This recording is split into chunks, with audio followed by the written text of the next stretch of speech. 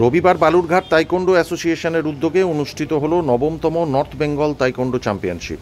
দক্ষিণ দিনাজপুর জেলার বালুরঘাট ইনডোর স্টেডিয়ামে এই প্রতিযোগিতাটি অনুষ্ঠিত হয়, যেখানে অংশগ্রহণ করেছিলেন ৩০০ জন প্রতিযোগী।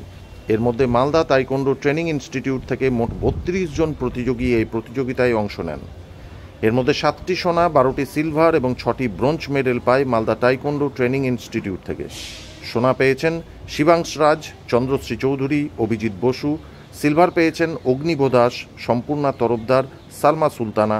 এছাড়াও ব্রোঞ্জ জয়ী সোহান মালাকার, প্রতিষ্ঠা চৌধুরী সহ অন্যান্যরা।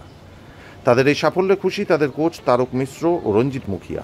স্বাভাবিকভাবেই তাদের এই সাফল্যে খুশি মালদাবাসীও।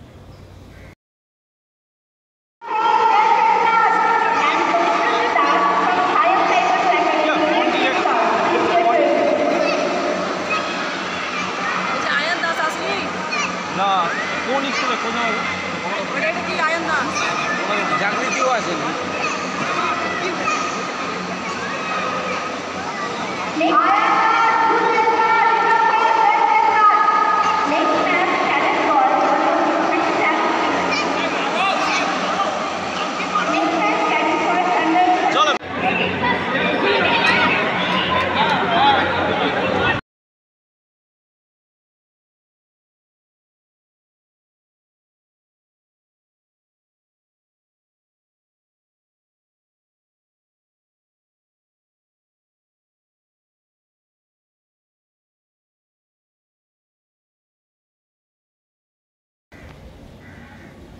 ব্যুরো রিপোর্ট, সংবাদ বাংলা টিভি।